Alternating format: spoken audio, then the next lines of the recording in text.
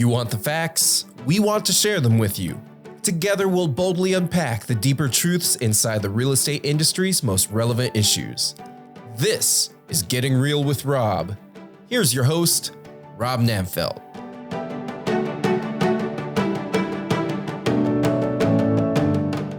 Hello, and welcome to our podcast, Getting Real with Rob, where we interview guests who play an important role in shaping our region and dig into the real story. Please welcome this episode's guest, Patrick Mumford, who is the president and CEO of the Gaston Business Association.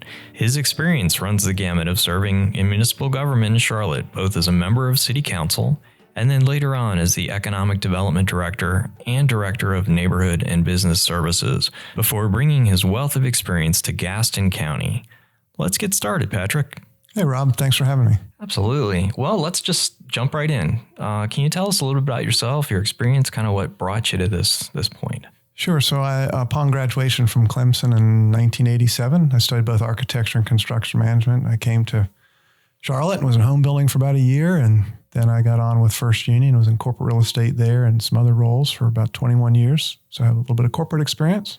And then I served on Charlotte City Council for 3 terms, back from 01 to 07. And then with the downfall of the financial world and Wachovia going away, I shifted out of corporate and went back to the city in a different role on the staff side. So I oversaw economic development, neighborhood development, was at the city for 10 years and been in Gaston, working in Gaston now for 4.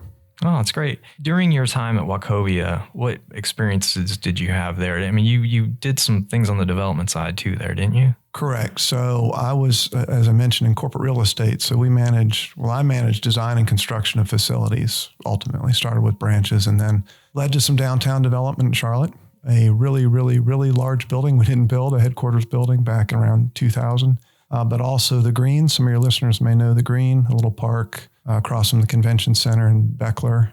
So I had an opportunity to lead that project, which was great. And I'm still very proud of how that continues to literally grow and be a part of that dynamic part of the city, which at the time it was not. So it's fun to see the evolution of these projects. We were talking a little bit beforehand, and you have been in your current house for 29 years. Was that right? That's correct. Tell me a little bit about that experience and some of your own remodeling that you've done yourself. And I hope you pulled permits for all that too, right? I did. For the stuff that needed a permit, we did. Yeah, and you can check the records. And the county is charging us for that as well. Yeah. The appropriate amount, right? Not too much. So to answer your first question, it's been a labor of love. When I saw the house was for sale, because I lived in South Park at the time and was riding my bike downtown to work and kept passing this house and thought, well, that's a pretty cool little bungalow. And then when we lived in Dilworth, we had a different house for 4 years and kind of lost track of that street. We live on Dilworth Road West down by kind of Park Road and the food line. And this house came up for sale and I just saw what it could be. My wife didn't quite see what I saw. So the potential. Yeah, she reminds me that, and I don't remember this, she said, all right, this is not our last house. And I promised her it wouldn't be. But we've both come to really love not just the house itself, but the neighbors, the proximity to things. I mean, Dilworth, as you know, was developed at the turn of 2 centuries ago. And so it's very walkable. It's an idyllic place for our boys to have grown up. They still have childhood friends to this day that they see that are back in Charlotte. So we don't have any visions of moving from there. That's great. Well, that's what community is all about, right? Okay, well, I feel like we're just still scratching the surface. So let's bring back what we started a few episodes ago, the lightning round, where we get to know Pat on a quick, precise. I've got several questions here ready. You have to give me quick responses, okay? Yes, sir. I've got about 5 of them. So here we go. What's your favorite eatery in Gaston County? Webb Custom Kitchen. Okay, we'll delve into that in a minute. What's your favorite vacation spot? Cycling through southern Spain. Ooh, okay, we might have to delve into that too. I enjoyed Spain myself. Sorry. It's less lightning when you add your comments. I know. I'm bogging. Okay. What do you do what's your favorite activity to avoid stress or to ease stress? Cycling. Okay. And where did you propose to your spouse? At my parents' house on the back deck that overlooks a lagoon of the Intercoastal Waterway. And did you ask permission first from our parents? I did, but there's more to the story, but not in a lightning round. Okay. If you could live anywhere else other than here, of course, where would it be? Wherever our boys are. Oh, I like that. Because Mama Bear I'm following her. All right. Well, and happy Father's Day, by the way, in advance. Okay. So we know a lot more about Pat. I'm intrigued. This could be like an hour-long podcast. Let's talk about Spain just real quickly. What part? You said southern Spain? Where about? Yeah, so Andalusia. Oh, okay. Yeah. It's just, it's such a different culture for sure, obviously, but a different way of life. It's more relaxed, at least the parts we saw. Okay. I can imagine there's stress for everybody, but it was just a wonderful opportunity to see a different part of the world. And we were doing it on bikes, so that was fun as well. Oh, that sounds fantastic. Now, in terms of your favorite spot to grab a bite, what is it about? What's your favorite dish there? The tuna tacos. Oh. Because usually I go for lunch. Okay. A spicy or no? No, they're not spicy. They're just consistently very good. It's an old movie theater in downtown Gastonia. Jim Marasso is the proprietor, and he renovated the building. David Wagner Murray, architectural firm here in town, with whom I had done a lot of work at the bank. They actually did the work with Jim, and he's got a great establishment there. It's sort of the go-to place, not only in Gaston County, but there's a regional draw for that restaurant. He's doing a fabulous job. Okay.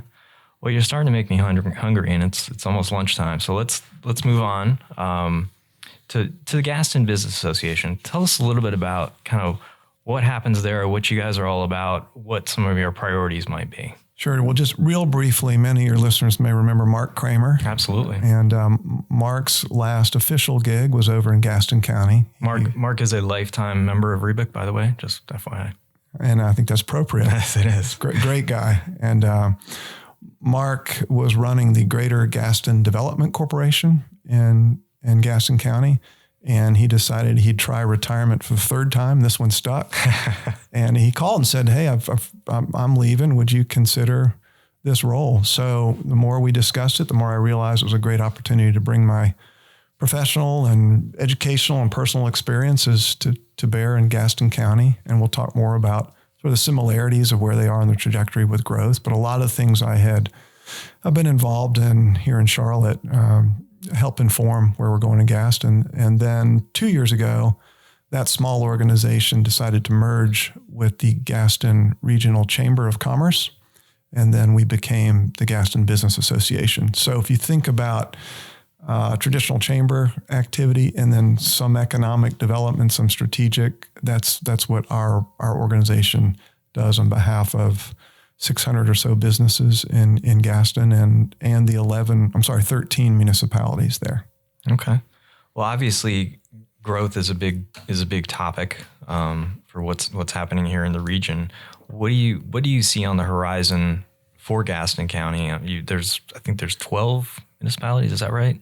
Well, there are 12 with their municipal seats in Gaston. Okay. Kings Mountain we call the 13th, but the municipal seat is in Cleveland, but there's part of the city geography that's actually in Gaston County. Okay. What are the challenges that you face? I mean, obviously there's the battle of folks want to move in, shut the door behind them. Nobody else comes in. There's also folks that understand the need for economic development, how that brings jobs and other opportunities, community amenities, things like that.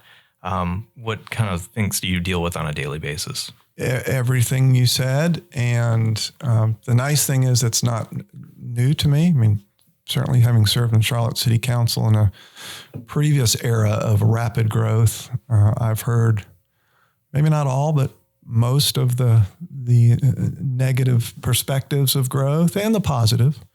And that allows me to help guide at least some conversation in Gaston about the growth. So it's coming from Charlotte, which is logical, coming across the river. And yes, you can cross the Catawba River. I always stop at the Whitewater Center. I didn't realize you could keep going. You can, yeah. Maybe not on your bike, but you can. There are some bridges. But it's a bit of a last frontier, I think, for Gaston. For a long time, there was not development or activity in Gaston. And there are a lot of different reasons for that. But now it's found. I think it started, you mentioned the Whitewater Center, and I'm really proud to have been part of not the conception, but the very early stage of that project, getting it through City Council, and was on that board for a while. And it's phenomenal to see what Jeff Wise and his team have done. But it's that outdoor amenity aspect. And Gaston has 2 rivers with the South Fork River, Catawba River. We have Spencer Mountain, which seems to be like a playground for people in Mecklenburg. So I think that was probably the early stage of how people learned about Gaston, outside of John Boy and Billy running it down all the time for not having plumbing. Mm-hmm. And people are embracing what it is today versus what it was. And the textile mills, so it was a rich history of textiles in Gaston, and obviously that has changed. NAFTA had a lot to do with that back in the early 90s. But those buildings are intact, and these 13 municipalities are intact. And we have these really quaint downtowns that are organic. It's not a new urbanist kind of project that's done. These were started over 100 years ago.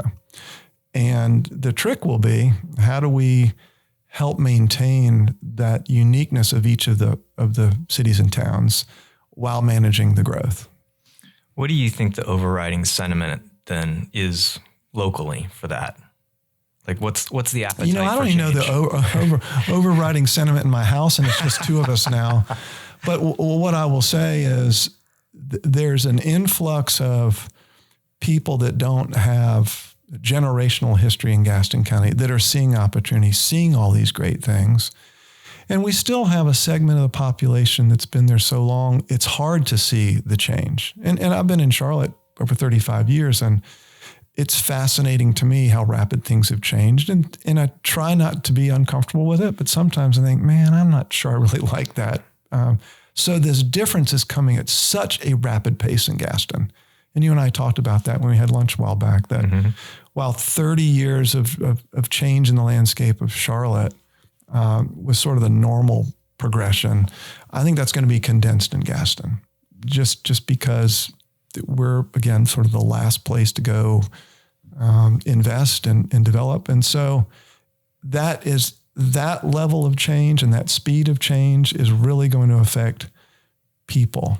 And it's important for us to understand what these changes mean to folks. Let's understand the context of that change and the impact of the change. And my message to folks in Gaston, and I even said this at one of the smaller towns, had a budget meeting and vote earlier this week. I went and spoke, and I said, we all know change is coming. You can't stop it. There are people that would like it to stop. You said that. Let's just raise the drawbridge. I moved here. It's perfect. I don't want anybody else, because everybody knew is the problem. I, of course, am not the problem.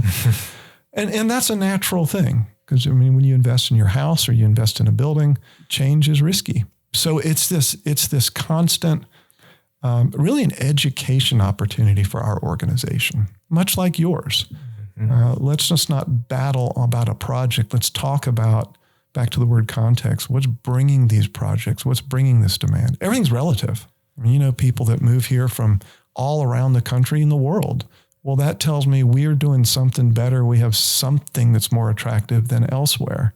And until that changes, we're going to continue to grow. So let's figure out how to be very thoughtful and intentional and do that in a way that in 20 years, we'll really be proud of that. You and I were looking out the window here before we started speaking. I said, this is pretty cool to see 10 years later, 15 years later, where I was a voice in some of the decisions around the park outside and this development. And it's fun to see things working out in a way that you're proud of. Yeah, it's turned out pretty cool.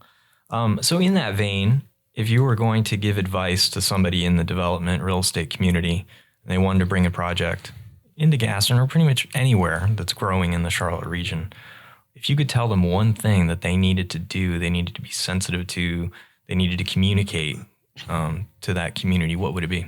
Well, communication takes 2 sides. It takes the speaking and the listening. And I would say lean more toward the listening side when a project is coming to town. Understand what that community thinks they want.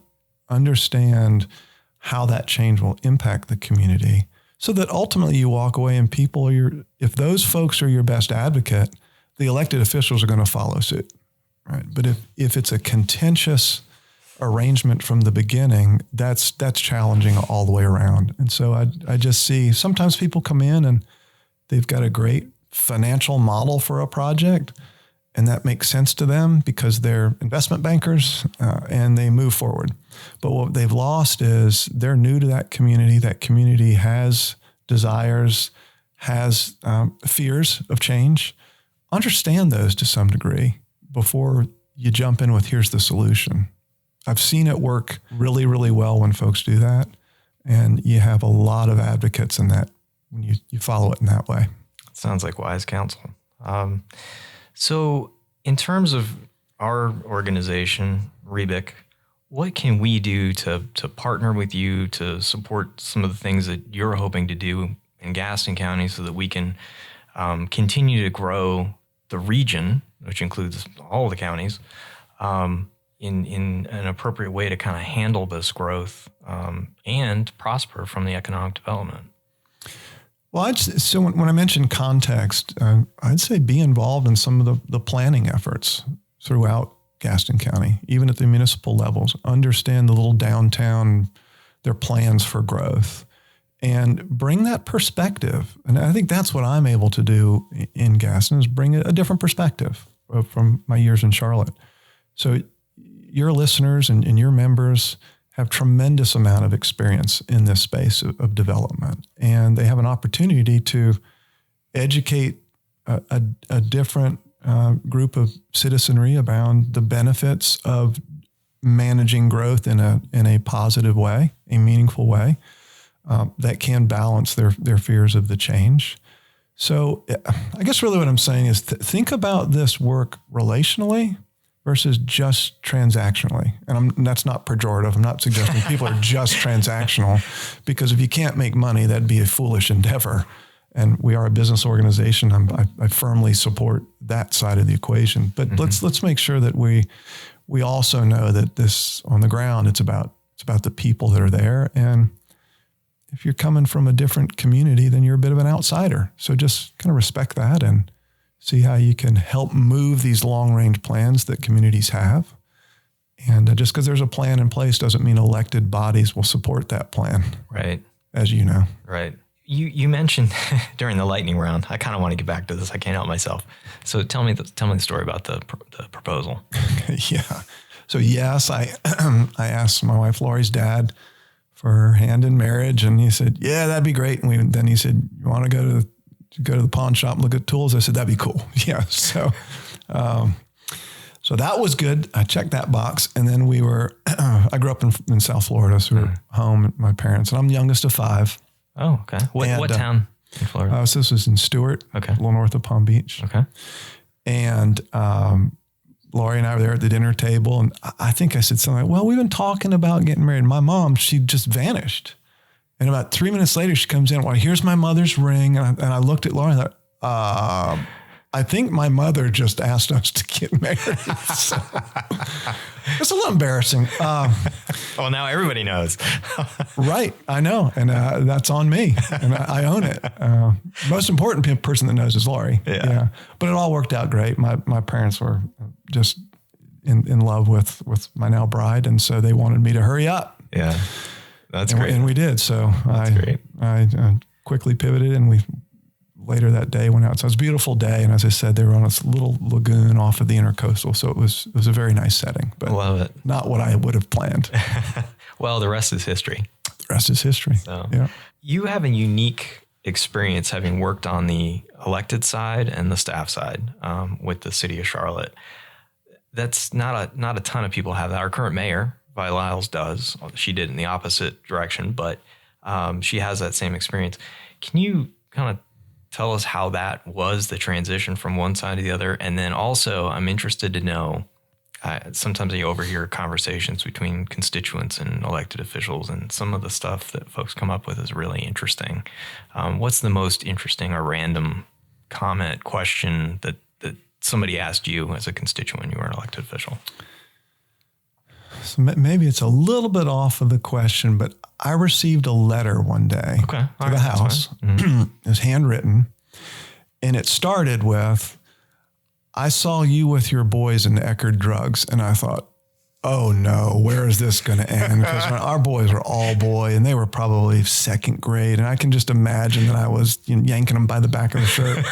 But it followed to say, and I watched you allowed them to pick their card for Mother's Day. And it was just great. I thought, phew, I had a moment of sanity and this guy caught it.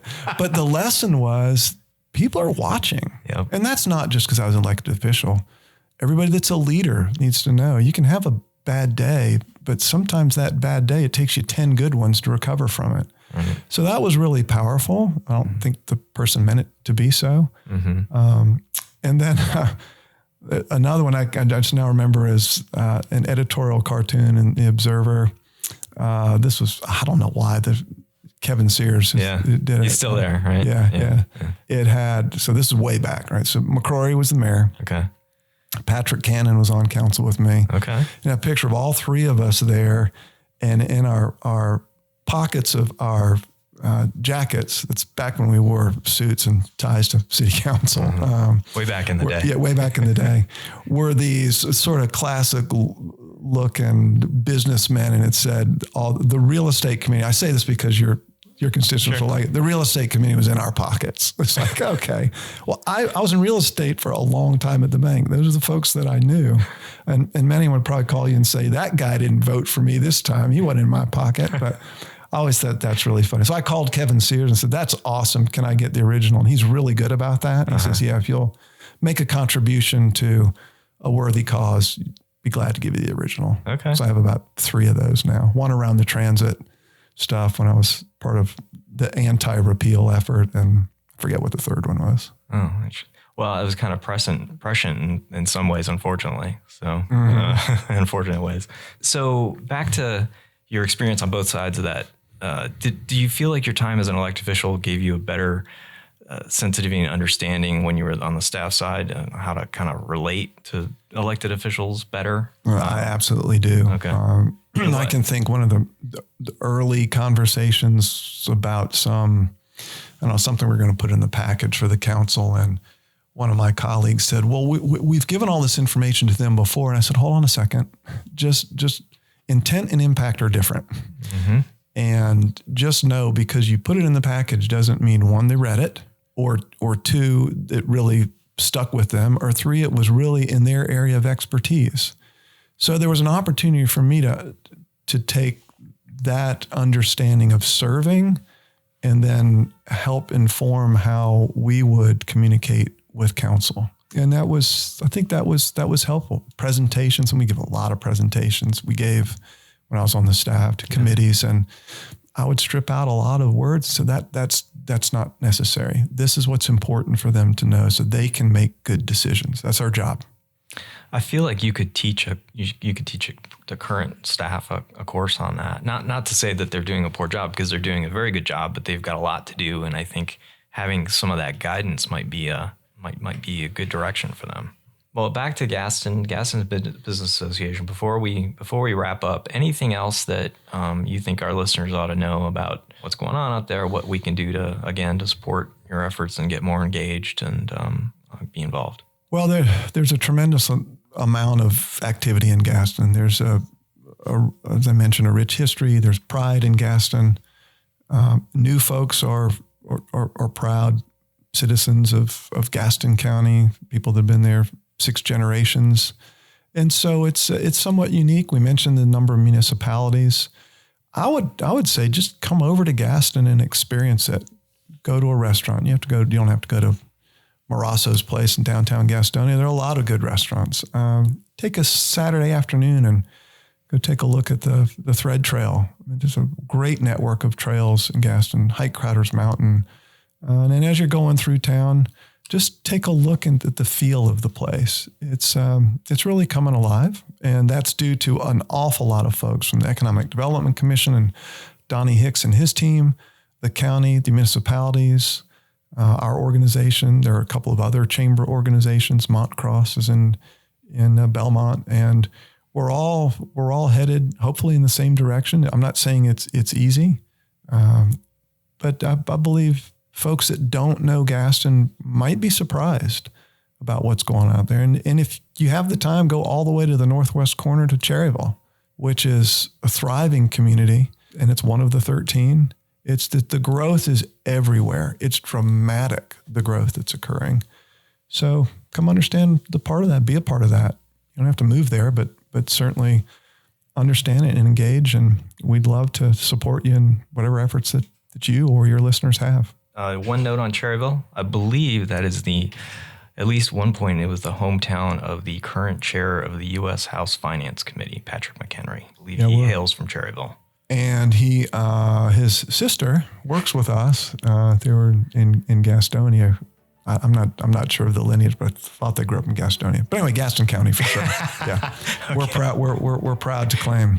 Fair enough, Patrick. Yeah, another Patrick. That's well, right. This Patrick Mumford, President CEO of the Gaston Business Association. Thank you for your time today, and thank you for getting real with Rob.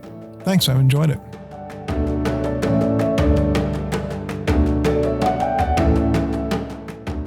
Thank you for listening to Getting Real with Rob. This podcast is produced by the Real Estate and Building Industry Coalition in Charlotte, North Carolina. Learn more about us at rebic.com. That's REBIC.com. We'll talk to you next time.